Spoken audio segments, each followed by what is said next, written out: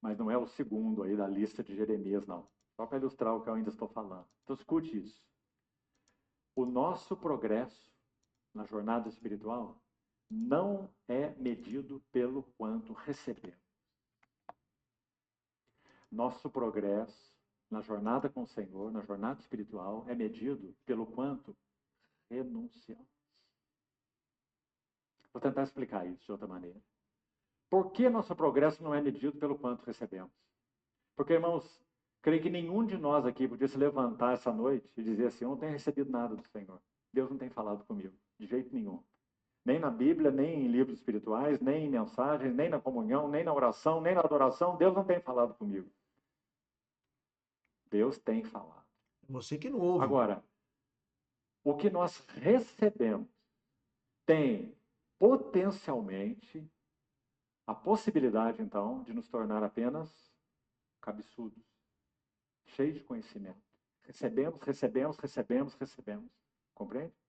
Tem que ter vida. Então, a medida do nosso progresso espiritual, ou o nosso progresso espiritual, não é medido pelo quanto recebemos, mas é medido pelo quanto renunciamos.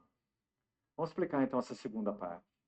Se aquilo que temos recebido do Senhor, porque sem dúvida receber é o primeiro passo. Ninguém vai renunciar se não receber. Você já viu, por exemplo, um animalzinho, ele trocar uma refeição saborosa aí, quem sabe um filé por um osso? Você já viu? Mas se você quiser tirar o osso dele, então dê o melhor, não é? Então receber sim vem primeiro. Para que ele renuncie o osso, ele precisa receber a carne, né? Mas o que determina o nosso progresso espiritual, a renúncia, então, significa que o que recebemos foi assimilado pelos nossos corações. Então não foi apenas dizer eu conheço, eu já ouvi, eu compreendi aqui na mente. Mas se o que nós recebemos, repetindo, foi assimilado nos nossos corações, então haverá renúncias. Não é, meus irmãos? Em todas as áreas. Todas Quem as sabe áreas. precisemos atualmente fazer renúncias relacionais. Quem sabe? Quem sabe? Quem sabe precisaremos fazer renúncias em termos de trabalho. Só o Senhor sabe. A história de cada um de nós aqui. Quem sabe precisemos fazer renúncias em termos de posses. Porque, como já falamos também outras Puxa, vezes, nem todas as portas que se abrem são oportunidades. Mas todas as portas que se abrem são testes. Para que então nós possamos levá-las diante do Senhor e fazermos a pergunta de Jeremias 2: onde está o Senhor? Se o Senhor está atrás dessa porta, eu quero entrar. Se ele não está atrás dessa porta, ela pode fechar, não me interessa. Será que esse é o nosso coração? Então, vamos seguir para o segundo princípio, que já não temos tanto tempo mais. Número 2, então. Segunda marca distintiva de um cativeiro espiritual. Verso 6, que se repete no verso 8. Vamos voltar a Jeremias, por favor. Jeremias capítulo 2. Olhe lá. Versos 6 e 8.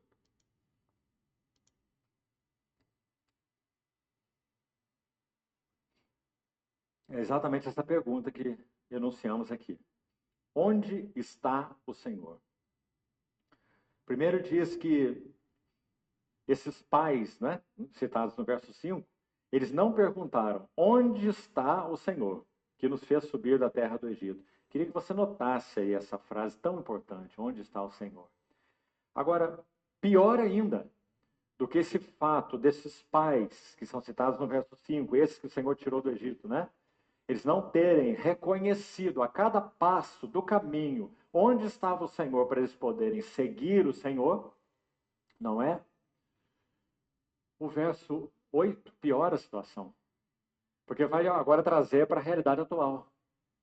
E Jeremias vai dizer: assim como os vossos pais não fizeram no deserto, não perguntaram onde está o Senhor, vocês também não têm perguntado onde está o Senhor. Mas não apenas vocês também, filhos de Israel. Olha a seriedade então desse verso. Ele vai dizer: vocês, profetas, vocês, pastores. Está aí no verso 8. Vocês, sacerdotes, não perguntam onde está o Senhor. Meus irmãos, eu poderia gastar o resto da noite aqui com esse tema. Que tragédia nós temos vivido no cristianismo atual. Por causa da falta dessa pergunta no versículo 8, por essas classes de pessoas.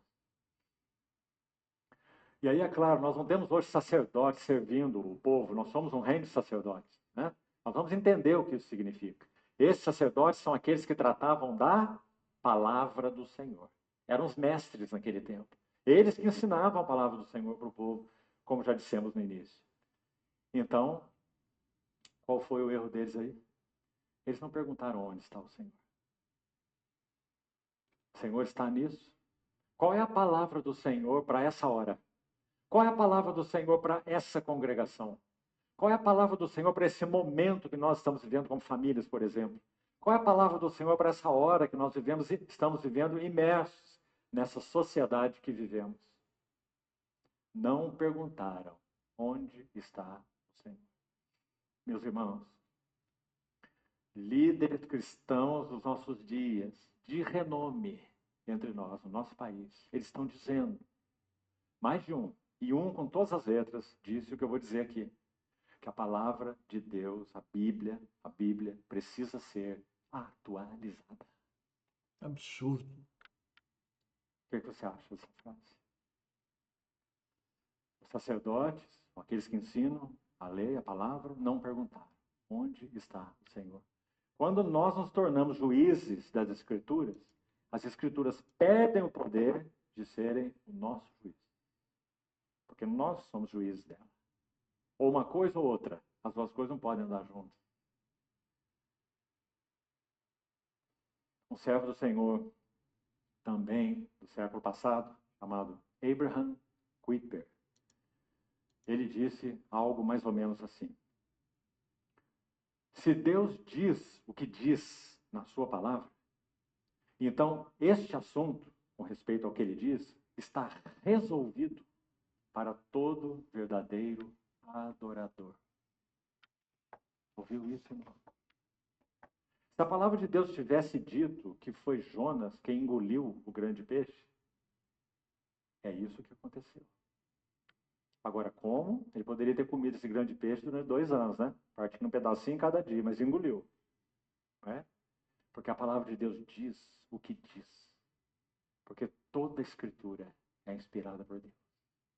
E útil para o ensino, para a correção, para a educação na justiça. Mas quem não tem vida espiritual não entende. Quer mudar a Bíblia. Porque é intelectual. Acho que ela não é moderninha. Para que o homem de Deus seja perfeito, maduro e perfeitamente habilitado para toda boa obra. Que privilégio, meus amados irmãos. De modo geral, nós somos em número pequeno, não é? Não somos? Aqueles servos e servas do Senhor nesses dias tão difíceis que vivemos, que têm se atentado para Cristo mesmo, para a simplicidade de Cristo, para a simplicidade da palavra de Cristo, para a simplicidade da obra de Cristo, do serviço de Cristo, do servir uns aos outros, do amar uns aos outros, do viver juntos como igreja. Somos em pouco número, não é? Mas, o que o Senhor disse aqui? Registrado em Lucas mesmo, só ele que registra assim. Não temais, ó pequenino rebanho. Porque ao Pai agradou dar-vos o seu reino. Graças a Deus, meus irmãos.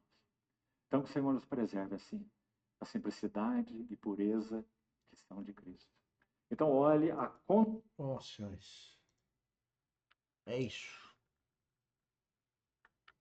Deu nosso tempo aqui. E qual que é o meu objetivo aqui? É falar para os senhores irem nessa playlist, né? E ouvirem, estudarem, reverem, porque a semana que vem, digamos assim, tem mais. Tá bom? Amanhã, O lixo. às 10 horas nós temos, se Deus quiser, nós temos a mentoria, transformação da mente, imagem, semelhança de Cristo. E fiquem com Cristo. Procurem-no. Eu tenho certeza, quem procura de coração, encontrá-lo-á. Tchau. Boa noite.